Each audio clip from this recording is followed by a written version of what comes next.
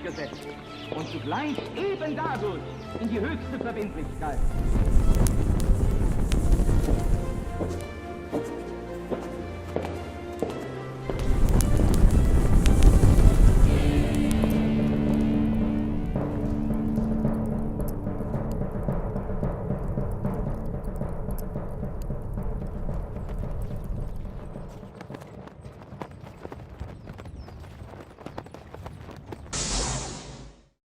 Sean todos ustedes bienvenidos una vez más a una nueva edición de La Brújula, programa que hacemos con tanto esmero, con tanta pasión, con tanto cariño, por la pantalla de Conclusión TV, que comparto con un gran amigo a quien presento, Pablo Javier Daori. ¿Cómo te va, Lucas? Y buenas tardes, buenos días, buenas noches, lo que corresponda para todos. Este programa se consagra a la Virgen de Schoenstatt, Madre tres veces admirable, Mater ter admirabilis de Schoenstatt, que es madre, que es reina, que es educadora y o victoriosa de Schoenstatt. Siempre nos ponemos bajo su manto de protección y amparo para llevar adelante esta misión. Les agradecemos siempre que se suscriban a nuestro canal, a nuestras redes.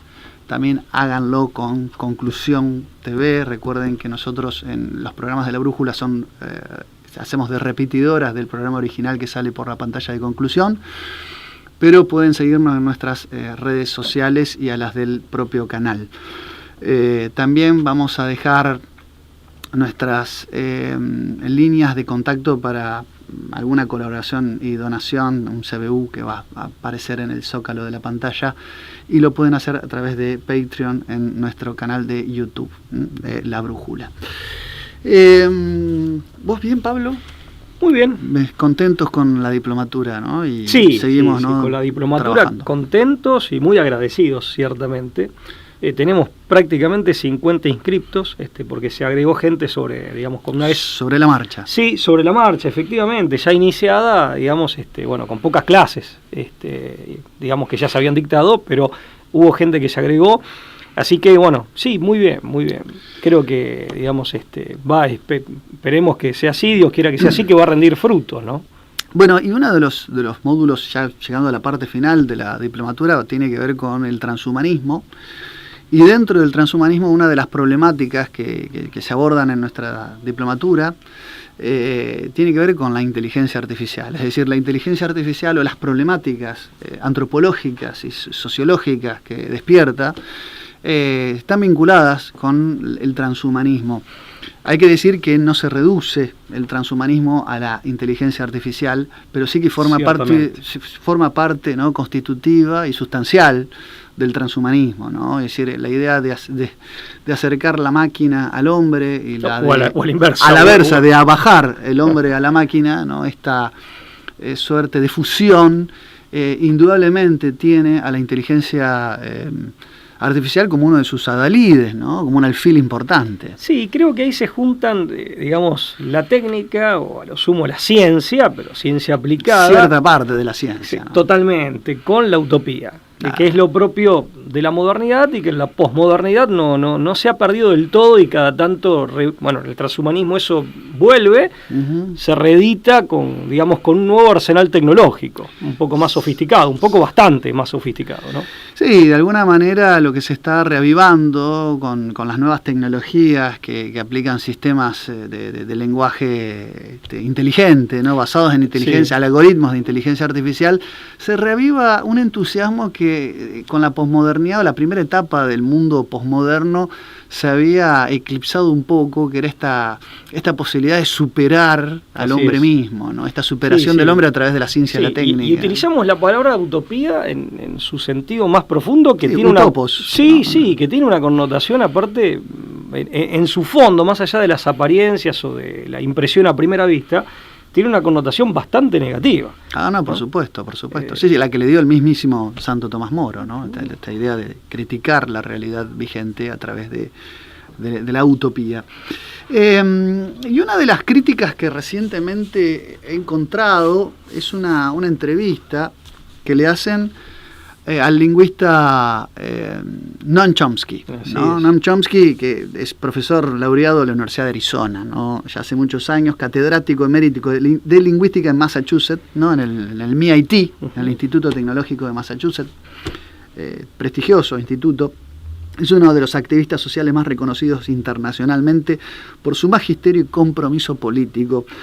Su libro más reciente es el Climate Crisis and the Global Green New Deal, ¿no? Es la idea del Green New Deal, critica lo que es el nuevo Pacto Verde, ¿no? The Political Economics of Saving the Planet. Hace una crítica al ecologismo norteamericano, en el contexto del ecologismo norteamericano. Recordemos que Noam Chomsky, mundialmente reconocido por su teoría lingüística, claro, lo que se llama la gramática generativa, hace en esta entrevista que le han realizado particularmente sobre una tecnología muy de moda que es el ChatGPT, lo hace desde una perspectiva. Primero, es un hombre que viene de la izquierda, no es un hombre que se caracterice por tener una mirada espiritualista de la cosa, o metafísica, o que enarbole su pensamiento desde una mirada trascendente, ¿no?, del mundo, sino que lo hace desde una perspectiva lingüística, coherente con su propia inventiva, de una lucidez difícilmente negable, ¿no? O sea, en el sentido de que es loable como se ha posicionado como un innovador en la ciencia de la lingüística, sobre todo en un momento en el que el estructuralismo francés, que en realidad es de origen suizo, porque el que lo da a conocer por primera vez es un lingüista suizo, ¿no?, Ferdinand de Saussure. Él hace una crítica a un paradigma imperante en la lingüística, que era el estructuralismo, y lo hace de una manera magistral en una obra de la década del 50 que se llama Estructuras sintácticas, donde propone una forma de pensar el sistema del lenguaje de una manera totalmente distinta a esa sociologización que había hecho el estructuralismo, disolviendo al sujeto en la sociedad, donde el sujeto se diluía, desaparecía en esa trama de relaciones, del lenguaje como un hecho social que nos gobierna, nos trasciende y de alguna manera nos coerciona y nos aplasta. Explicado brevemente, la gramática generativa parte de un interrogante, a mi criterio sumamente interesante. Por eso digo, me parece que es muy autorizado Chomsky para criticar las nuevas formas de inteligencia artificial, porque no los hace, insisto, desde una perspectiva desde una antropología metafísica, ¿no?, sino que lo hace desde una perspectiva de entender cómo funcionan los sistemas de lenguaje. Y él se hace una pregunta, un interrogante de cómo es posible la construcción de infinitos significados con un sistema finito de elementos, es decir, una herramienta finita.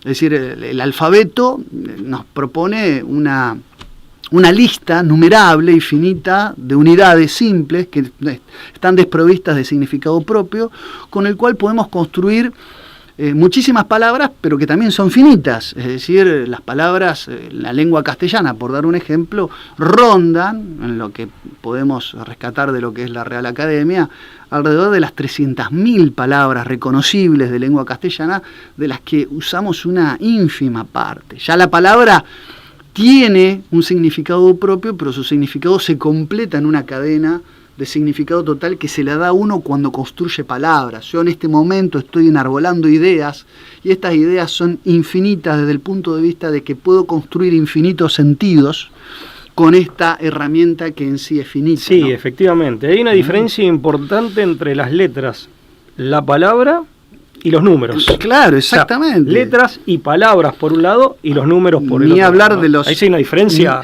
Ni hablar de la construcción de oraciones, y ni hablar de la construcción de enunciados, claro, que implican la necesidad de un enunciador y una puesta en acto de la oración, ¿no?, que es la parte abstracta del enunciado, la parte verbal, lingüística. Entonces, con esta pregunta, y lo explico muy brevemente, lo que descubre Chomsky es que existe casi un innatismo del lenguaje.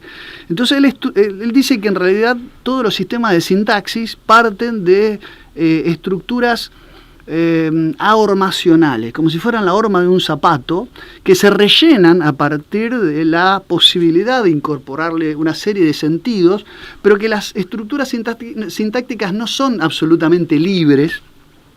No es totalmente la arbitrariedad del signo lo que gobierna al lenguaje, sino estas estructuras ahormacionales que se aprenden casi intuitivamente por una suerte de innatismo. Incluso llega a hablar Chomsky de un órgano del lenguaje.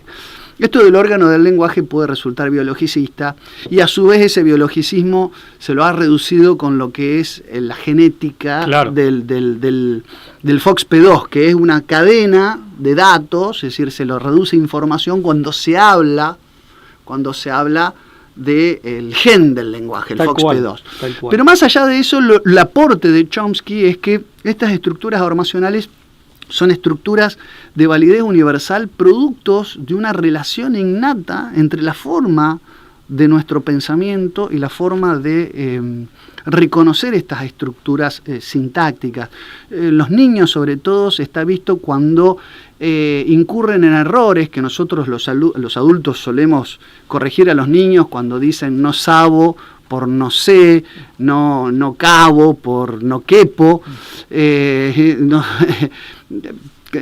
escribido, ¿no? Es decir, todas esas irregularidades que exceden a la norma, el niño está tentado, ¿no?, a incurrir en el error producto de que intuitivamente es la estructura hormacional la que se impone, al sentido que lo lleva a construir sus oraciones, sus pensamientos.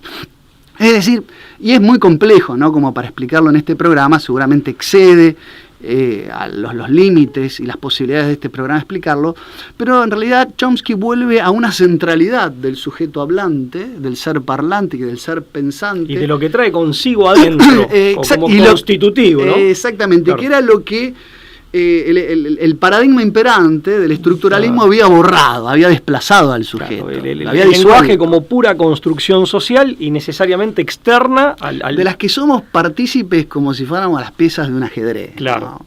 Entonces, con esta lógica es entrevistado Chomsky por estas formas de inteligencia artificial.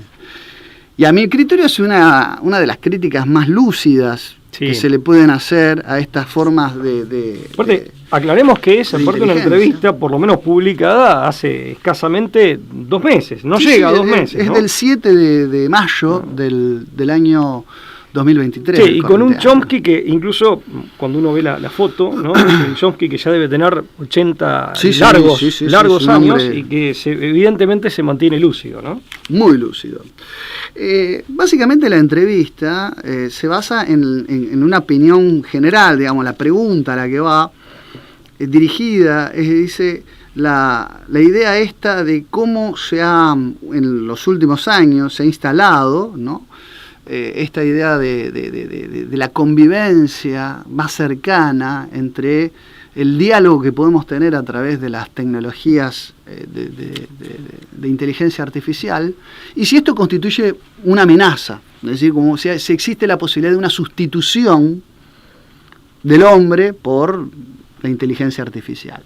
Una subordinación. Sí, si se va a dar vuelta, es decir, la idea de la superación de las capacidades es el punto, la cuestión disputata es la superación de las capacidades. Y Chomsky, en vez de responder así como escandalizándose, lo dice, bueno, pero eso ya, la calculadora hace mucho tiempo que superó al hombre en cantidad de información, en velocidad y memoria. La calculadora de un ordenador, en materias, en materia de cálculo, valga la redundancia, la calculadora en materia de cálculo, en velocidad y memoria, ha superado al hombre. Y dice, y en los sistemas cerrados, en los sistemas de reglamentación, de reglas cerradas, como puede ser el juego del ajedrez, ya se sabe, sin haberlo alcanzado todavía, que en algún momento todo eso que todavía está en la imaginación de un Garry Kasparov o de alguno de los intransigentes del ajedrez, de los que pusieron en duda las reglas fijas de las estrategias y las jugadas del ajedrez, en algún momento va a haber un programa que pueda incorporar todas las órdenes y que va a superar en velocidad y en memoria, claro, capaz que va a ser insuperable. Va a haber algún ordenador que en materia de ajedrez va a ser insuperable. Esto no hace que la inteligencia humana sea sustituible, va a decir Por Chomsky. supuesto, porque hay una pequeña, digamos, observación que creo que él hace muy bien. Es muy interesante, ¿no? El planteo. Totalmente. En definitiva, acotar la ponderación acerca del potencial de la inteligencia, Claro. acotarlo a esas dos variables o esos dos aspectos, tiempo, velocidad, decías vos, y por otro lado, memoria como capacidad para acumular datos y tenerlos a disposición, en definitiva, es hacer un análisis acotadísimo de la función considerada en general de una inteligencia. Bueno, particularmente... Como sí, facultad intelectiva, digamos. Efectivamente. Y sí, Racional e intelectiva.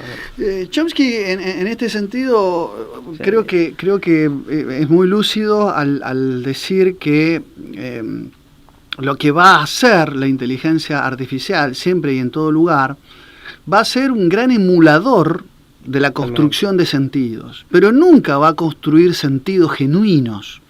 Es decir, no es un productor de sentido. No es semántico. Exactamente. Él de critica, la formalidad sintáctica. claro, Pero... él es lo que es decir, una acumulación de información, Totalmente. la Big Data, llevada a una serie casi ilimitada de relaciones asociativas a través del algoritmo, que se ciñan a lo sintáctico, nunca van a lograr, es decir, la dimensión de lo sintáctico tiene que ver con la organización de la información y el exactamente, procesamiento. el ordenamiento. Tiene un carácter lineal la sintaxis, mientras que la dimensión paradigmática tiene que ver con el enfoque desde los sentidos, de la creación y producción de sentido. En términos, profundo. si se quiere, más clásicos, en definitiva, lo semántico hace referencia a lo sustancial, Claro. en tanto que lo sintáctico hace referencia a lo formal. Claro. Como esas unidades simples son sememas, porque utiliza palabras, el chat, provistas de sentido, y oraciones que en apariencia son constructoras de sentido, bueno, generan, obviamente, enarbolan ideas que hoy tendrían o serían tenidas por humanas, cuasi humanas, pero que en realidad es un gran emulador, es una gran simulación, Esa es la palabra. es una gran simulación de avanzada, y lo que critica Chomsky... Sofisticadísima y por eso muy exactamente. convincente, muy persuasiva, pero... Absolutamente. Entonces lo que dice Chomsky, fíjate, dice, lo que hace este sistema de lenguaje es lo que en su momento se descubrió con la ley de Tipf. Tipf era un lingüista que utilizó, valiéndose en leyes estadísticas, en tendencialidades estocásticas, la posibilidad de entender que hay una correlación entre la extensión de una palabra y su frecuencia de aparición en un sistema de lenguaje natural. Es decir, si vos comparás una lengua artificial, como puede ser el élfico creado por R.R. Tolkien para su saga del Señor de los Anillos o del Hobbit, que es un lenguaje artificial creado por una sola persona, escapa la ley de Tipf. La ley de Tipf solamente aplica para reconocer, y se han valido los lingüistas, para reconocer las lenguas naturales. De hecho, uno de los grandes enigmas de la filología y de los criptógrafos, de la criptografía, fue el famoso manuscrito Voynich. El manuscrito Voynich era un libro que estaba escrito en un idioma que nadie podía conocer ni descifrar, pero respondía a la ley de Tipf. Por lo tanto, no era una lengua artificial, no era que alguien simuló un nuevo idioma. ¿Por qué? Porque las palabras más largas son menos frecuentes, y cuanto más cortas las palabras tienen un nivel de frecuencia de aparición en los idiomas naturales mayor, por una cuestión de economía del lenguaje. Básicamente Claro. Tipf logró eso. Entonces dice, de la misma forma que se puede establecer una ley para reconocer un lenguaje artificial de un lenguaje natural, de la misma manera una tecnología de inteligencia artificial puede emular con tanto nivel de precisión el pensamiento humano, transido en la herramienta que es el lenguaje, que pase por la construcción de significados propios, incluso con una base de datos muchísimo más grande que la que puede tener nuestro sistema de memoria. Es decir, yo no voy a recordar lo que, digamos, no voy a tener tanta precisión en recordar información como lo puede ser la Big Data, ¿no? Que es una fuente casi inagotable de información. Tal cual, es así. Yo que me te estaba escuchando atentamente y tomé este libro, un libro interesante. Es maravilloso lo que dice Chomsky, en ese sentido le da un golpe mortal. Sí, ¿no? haces un golpe, sí, Totalmente. Por lo menos me parece muy filoso, ¿no? En ese sentido. Es decir, ¿en qué medida el computador, la inteligencia artificial, puede ser productor de las dimensiones relacionales? Es decir, puede emular el nivel relacional del lenguaje, puede emular el nivel de información del lenguaje, pero dice, tiene una gran falencia. No puede llegar al nivel más profundo de metalingüística, es decir, del lenguaje reflexionando sobre el propio lenguaje. Totalmente, y ahí hace la diferencia, si no mal recuerdo, en esta misma entrevista, a la luz de Aristóteles, en cuanto a la posesión del conocimiento y su aplicación o utilización. Es importante tener clara la distinción de Aristóteles, ¿no? Estamos hablando del gran filósofo de esta gira, entre posesión de conocimiento y uso del conocimiento, dice en terminología contemporánea, competencia y actuación. Dice, en el caso del lenguaje, el estado estable obtenido es la posesión de conocimientos codificados en el cerebro. El sistema interno determina una serie ilimitada de expresiones estructuradas, cada una de las cuales podemos considerar que formula un pensamiento, cada una externalizable en un sistema de sensomotor, como puede ser la activación del aparato fonador, ¿no? Y todo lo que implica poder hablar o escribir. Normalmente el sonido, aunque podría ser el signo o incluso con dificultad del tacto, dice, las formas en que se exterioriza ese mundo interno. Una exteriorización, totalmente. Lo que tenemos acá es un gran alto, y vos lo dijiste creo que muy bien, Pablo, un altísimo nivel de sofisticación en la emulación a partir de la exteriorización. Por eso se focaliza de los procesos en internos. la manifestación externa, pero no puede reproducir el proceso interno. Y el principal, acá hay un libro, Lo que debemos saber sobre fe y ciencia, de Florencio José Arnaudo. Si bien es de 2009, creo que no ha perdido actualidad en los conceptos fundamentales. Muchas cosas se han visto, de hecho, más corroboradas aún, de Educa, editorial de la Universidad Católica Argentina. Muy interesante. Y él nos trae, mira, dice puntualmente entre dos cosas, ¿no? Las voy a decir en el orden inverso al que él utiliza, que la diferencia entre la inteligencia humana y la así llamada o la sedicente inteligencia artificial pasa fundamentalmente por dos razones, ¿no? Por dos distinciones que podemos establecer. En primer lugar, la incapacidad de la inteligencia artificial para la reflexión, es decir, para la autoconciencia, ¿no? En definitiva, a mí no me gusta hablar de sujeto-objeto porque son categorías muy rígidas de origen cartesiano, pero aquí sí, aquí sí nos resultan de utilidad. La inteligencia artificial, en tanto programa, y en tanto programa que se aplica y que se ejecuta mediante una máquina, siempre es un algo, es un objeto, nunca es un sujeto. Nunca es un sujeto justamente porque es una inteligencia incapaz de la autorreflexión y por lo tanto de la reflexión, y por lo tanto de la autoconciencia. En ese sentido, incluso te diría que es inferior a la inteligencia animal, más allá de los reparos que puede haber al utilizar esta terminología. Porque el animal no sabe qué es, con acento gráfico, pero sí sabe qué es, tiene autoconciencia. Eso por un lado. Y en segundo lugar, que en realidad Arnaudo lo cita primero porque no tiene verdadero poder creativo, lo emula, pero no es auténtico poder creativo.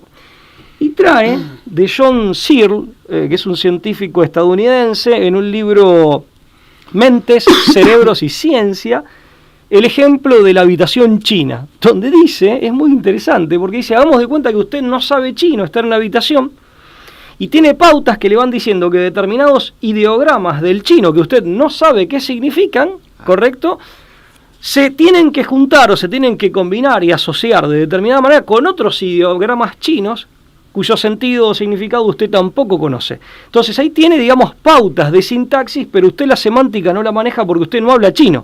Usted lo que hace es acomodar ideogramas de acuerdo con pautas preestablecidas. Dice, bueno, la inteligencia artificial opera como ese hombre. Hay ciertas regularidades que se pueden determinar, claro. Tal cual. ¿Dónde está tal vez cuando se dice, no, pero ahora tiene capacidad para aprender y demás? Que en realidad siempre es un pensamiento, entre comillas, a mi modo de ver, ni siquiera tipifica o cabe ser llamado pensamiento auténticamente, porque es un pensamiento, entre comillas, dirigido. O sea, que responde a pautas. Y en todo caso, la sofisticación está en que tiene pautas para construir nuevas pautas. Pero siempre, si lo queremos equiparar a un pensamiento, no puede salirse nunca de esas pautas. Ni siquiera, digamos, aunque más no sea de las pautas para construir nuevas pautas. Claro. Esa es una diferencia fundamental. Claro, los LLM, que serían los grandes modelos lingüísticos por su terminología, por sus siglas en inglés, ¿no? Los grandes modelos lingüísticos, tienen la limitación de que están parametrizados, o sea, están, están encerrados en un circuito lo suficientemente amplio como para caer en el engaño de que realmente logran un aprendizaje completo y total como el del ser humano. Muchas críticas que he escuchado sobre estos sistemas de LLM, entre los cuales destacan esta tecnología del famoso chat GPT, que ahora está tan de moda, es que, digamos, en estas conversaciones con la inteligencia artificial es plausible que el algoritmo se vaya corrigiendo a sí mismo, incluso es susceptible de reparar en su propio error, de hacer chistes y bromear con su propia ignorancia sobre algunos temas para luego reivindicarse. Te hago simplemente un parate ahí, Lucas, pero ¿se puede decir que la inteligencia artificial esté dotada de sentido del humor? No, es una simulación. Ahí está el tema.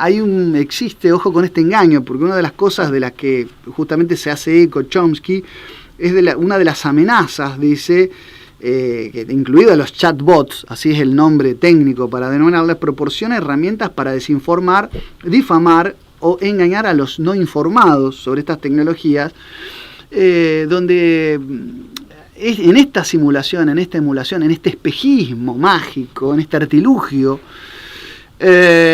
pareciera que esta inteligencia adaptable, este sistema abierto, moldeable a sí mismo, no lo es tal. Es decir, Robert Cialdini es un psicólogo social italoamericano que descubrió cuáles son los principios más fundamentales desde la psicología de la persuasión para lograr la influencia social intencionada, ¿no?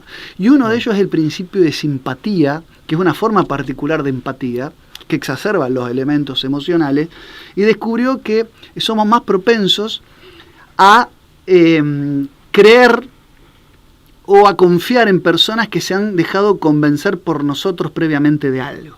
Es decir, no tenemos una tendencia a confiar a las personas enciclopédicas que todo lo saben. Tenemos una tendencia a confiar y a empatizar mejor con aquellas personas que en algún momento nos han hecho sentir que los hemos convencido de algo. Es decir, que han podido reparar en un error o que han cambiado su perspectiva de las cosas a partir de nuestro aporte.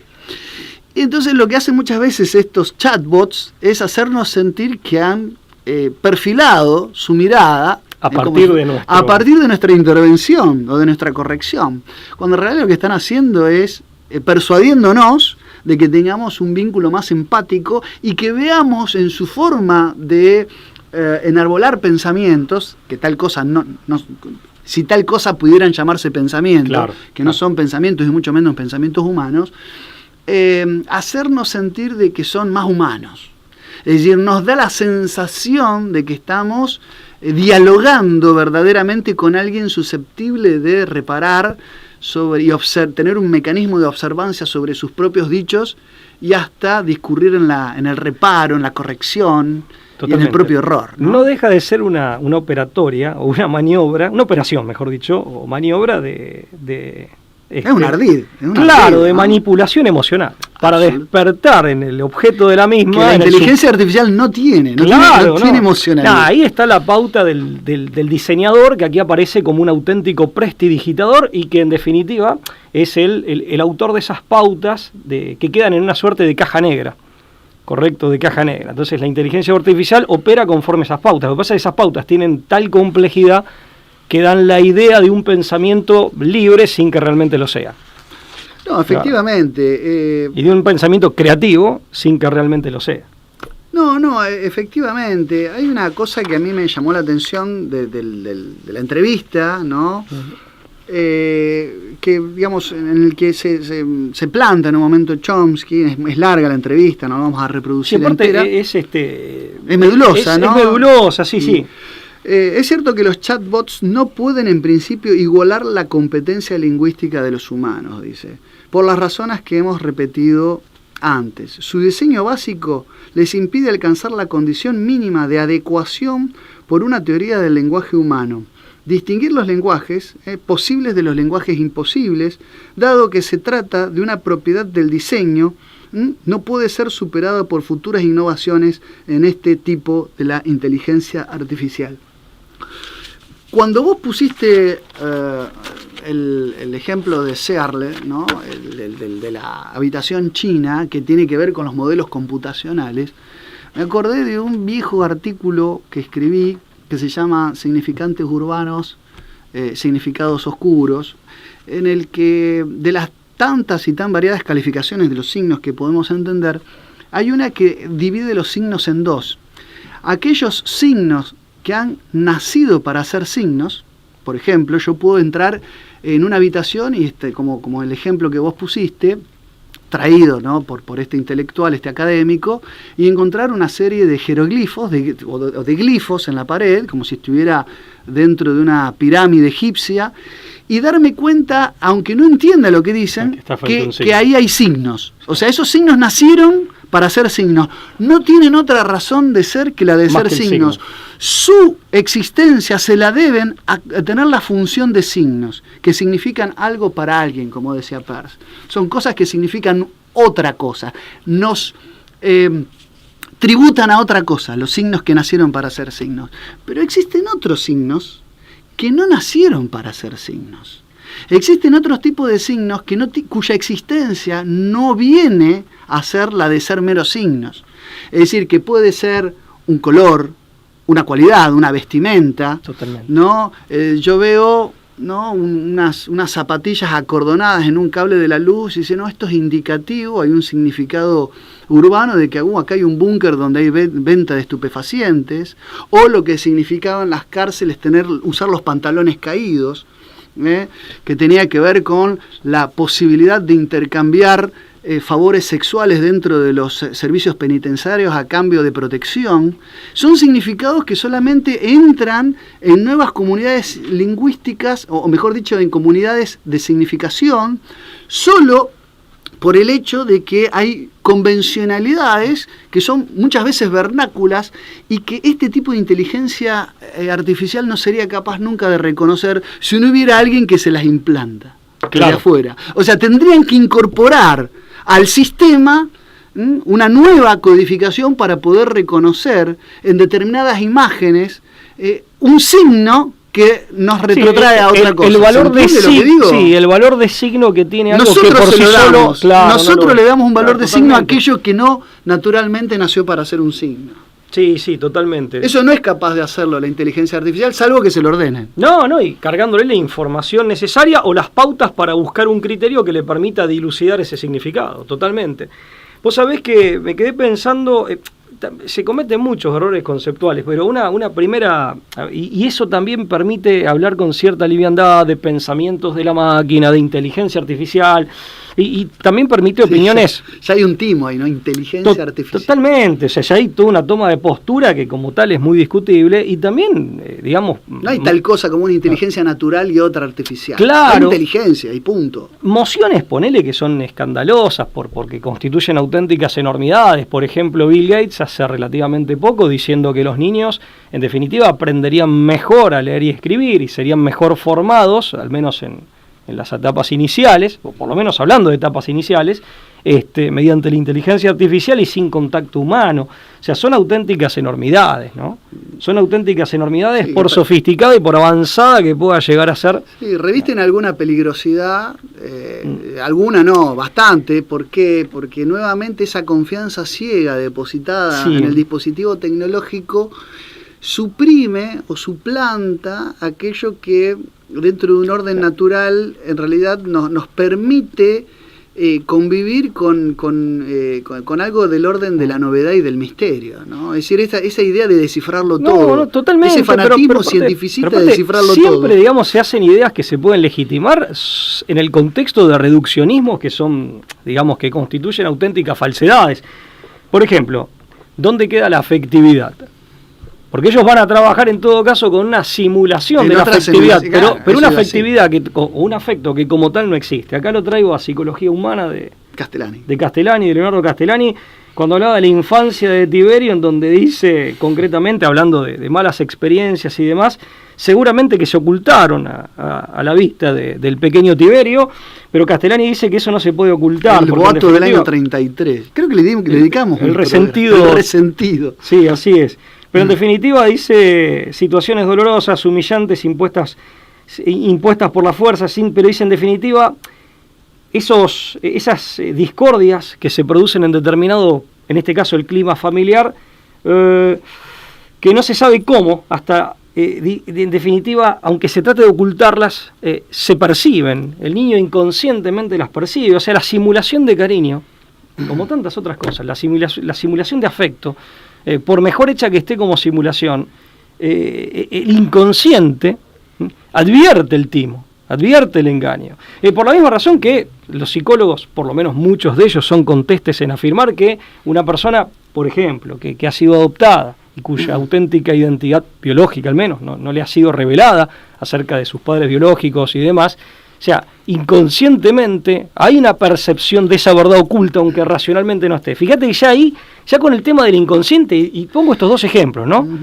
Tenés ya todo un marco que se te abre en donde queda completamente afuera de esto que decía Bill Gates, que no puede ser atrapado por la inteligencia artificial ni reproducido. Pero a nivel consciente, y acá me anoté muy brevemente en estos papelitos, pero primero, la conciencia como tal, la consciencia, mente que viene acompañada de todo un inconsciente, que incluso para Jung había un inconsciente colectivo además, con varias napas subterráneas, ¿no? De linaje, de la humanidad toda finalmente, pero el familiar primero obviamente. La conciencia no es reductible a una de sus facultades más notables, que es la inteligencia, como facultad racional e intelectiva. O sea, la conciencia tiene y está constituida por la inteligencia, pero no deja de ser uno de sus elementos constitutivos. O sea, la conciencia no es reductible a inteligencia. La inteligencia tampoco es reductible a la información que le sirve de insumo, ni tampoco a la información que ella misma es capaz de producir. Pero además es desconocer que la conciencia viene acompañada, como decía recién, de un inconsciente y que forma parte de una estructura psíquica mucho más compleja que siempre describimos nosotros a la luz de Platón, que abarca pasiones y abarca también una instintividad de bajos instintos y de instintos superiores, pero que además está en diálogo permanente porque está en unión sustancial, no accidental, como decía Descartes, con todo un cuerpo. Por eso incluso los fanáticos de la inteligencia artificial se oponen incluso a la influencia o a la interinfluencia del cerebro y la mente. Eso también lo dice Searle, de cómo ha sido atacado cuando él en definitiva logra advertir la relación que hay entre mente y cerebro, en realidad no solamente con el cerebro, como la glándula pineal, como decía Descartes, sino con todo el cuerpo. Entonces, la inteligencia humana es mucho más compleja y trabaja en un contexto de una complejidad mucho mayor, que no tiene nada que ver con una máquina dotada de un programa de inteligencia artificial. Efectivamente, yo creo, Pablo, que no sería posible creer que un robot o una máquina puede tener afecto si en el fondo no se partiera de la visión antropológica que el propio hombre, en todo caso, es un software, aunque más complejo. Es decir, en el fondo hay una reducción simplificación del hombre. Claro. Es decir, aquellos mentores... Y la cibernética, del transhumanismo, claro, Norbert Wiener. Hay una cuestión que me parece sustancial. Aquellos que depositan su entusiasmo tan cabalmente, ¿no?, con tanto fervor, tan recalcitrante, en la posibilidad de hacer, ¿no?, un Pinocho, ¿no?, en el sentido más genuino de la expresión, ¿no?, es decir, de que el muñeco cobre vida, es hacerlo tan perfecto, como Miguel Ángel gritándole a su obra, ¿no?, habla. Esa cuestión, ese homo deus, ¿no?, del que se nos presenta, parte en realidad de una concepción, una cosmovisión antropológica previa, que es la idea de quitarle toda chispa divina y metafísica al propio ser humano. Sin eso no sería posible creer que en algún punto de vista se iban a tocar. Por eso no pueden explicar, ni mucho menos reproducir, aunque pueden simularlo externamente, sentido del humor, creatividad real, verdadera, auténtica, inspiración, intuición, interés, entusiasmo, que en definitiva son todas cualidades, por así decir, y no solo cualidades, es todo un potencial que rodea a la inteligencia y que dialoga permanentemente con la inteligencia humana. Un genuino y cabal propósito de enmienda, por ejemplo. No puede nunca la máquina sustituir. Hablemos, acá tendría que venir un músico, por ejemplo, que es la más, digamos, la más excelsa de las artes, porque justamente es la más abstracta en el sentido de separación de la materia, es la más espiritual. La inspiración, en donde se juega la verdadera creatividad. No, por supuesto. O sea, por más digan, no, pero la inteligencia artificial diseñó una melodía, pero diseñó una melodía sobre la base de pautas preestablecidas. Exactamente. No hay auténtica creación. Sí, no hay inspiración tampoco. No hay un mecanismo heurístico genuino funcionando ahí. O sea, yo puedo entender cómo funciona la mecánica del piano. Es decir, la herramienta es la misma. Yo puedo hacer sonar una tecla, no puedo ejecutar a Rachmaninoff. Ahora no sabe que está comunicando nada, en cambio el músico está comunicando algo de un alma a otra alma. Efectivamente. Hay una transmisión, claro. Hay una comunicación entre las almas, no entre las mentes. Eso es muy interesante. Totalmente. Bueno, aparte el tema del alma hay que abordarlo desde lo científico. A mí me gusta mucho, hay muchos, pero en ese sentido la filosofía griega, ya Platón, Aristóteles, pero Aristóteles hablando de la psique, Aristóteles del ánima, pero la religión ni hablar, o el pensamiento ya teológico, que es pensamiento, digamos, ahí tuvo una racionalización, pero a la luz de la fe.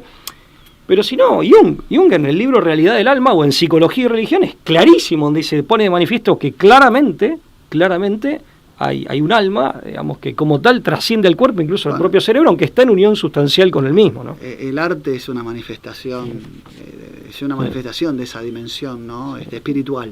Totalmente. Ahí en el arte está depositado. Yo creo que en el arte es donde está depositado aquello que no se puede, que la ciencia no ha podido arrebatarle, ¿no? al espíritu. Sí.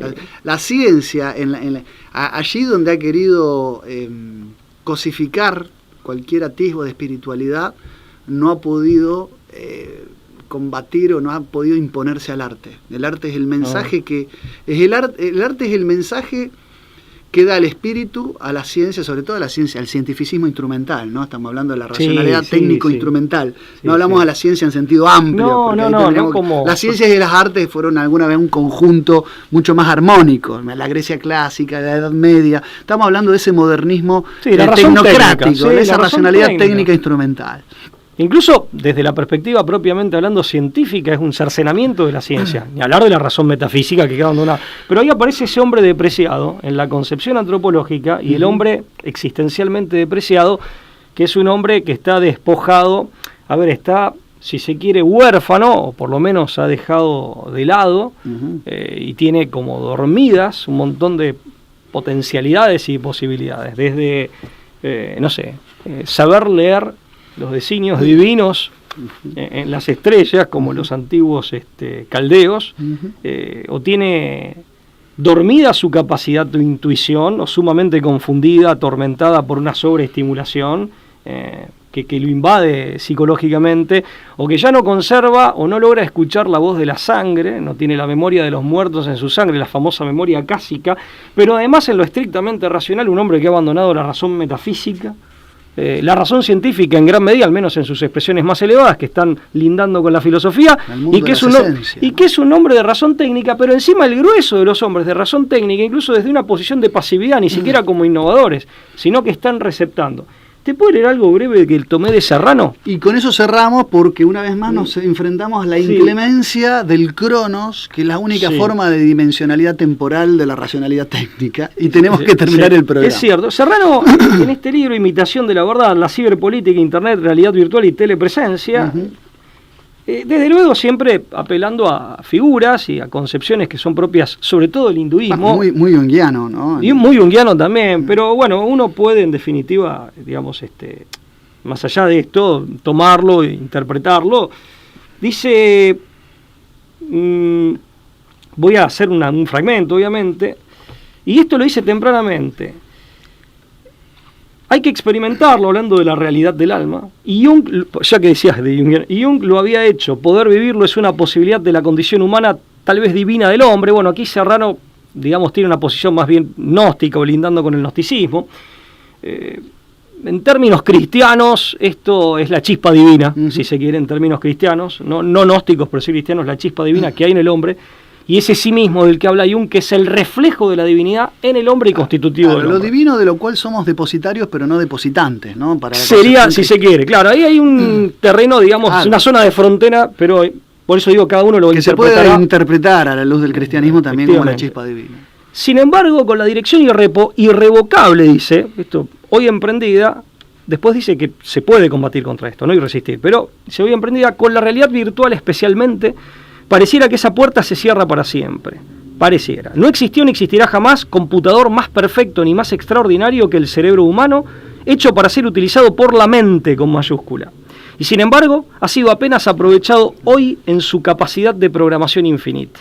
Por de pronto el hemisferio derecho aparece como intocado por el hombre actual.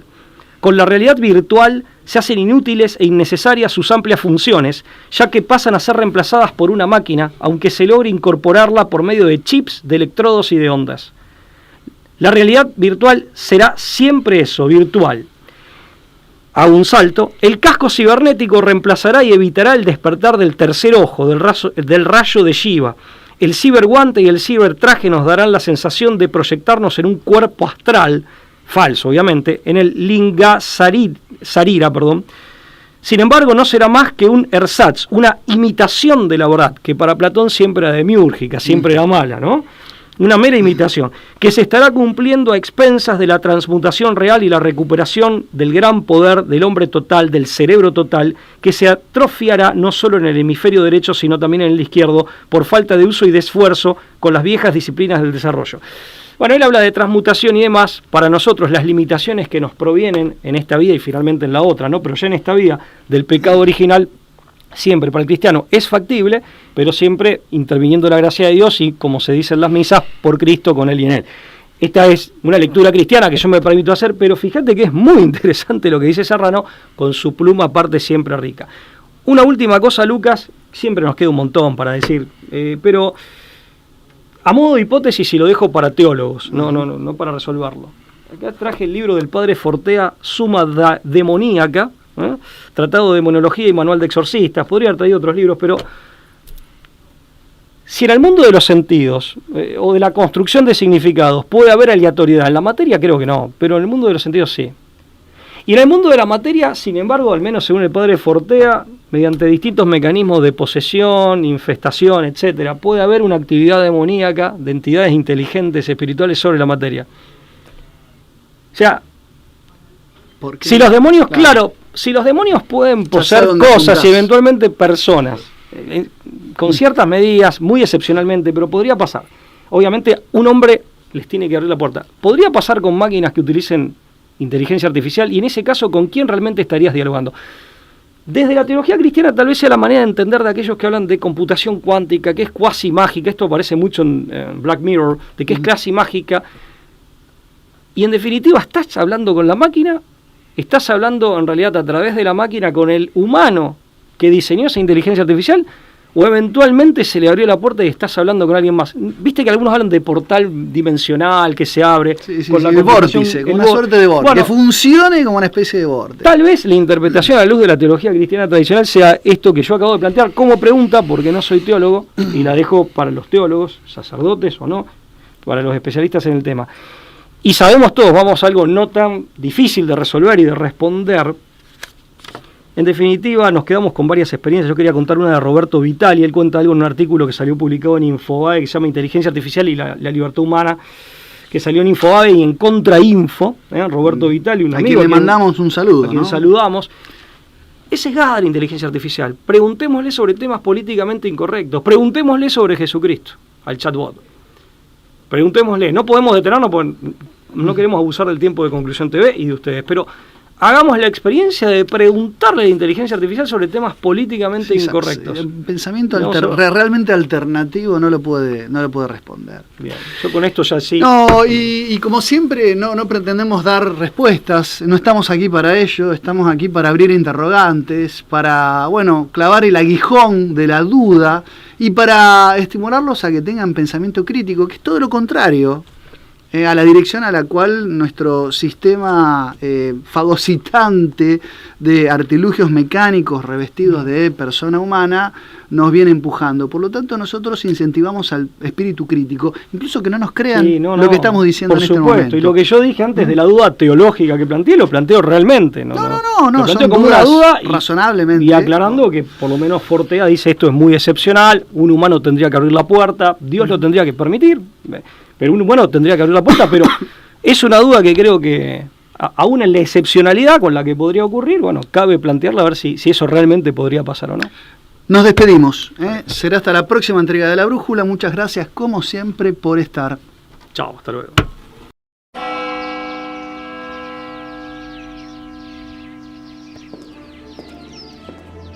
Freiheit gesetzt und zugleich eben dadurch in die höchste Verbindlichkeit.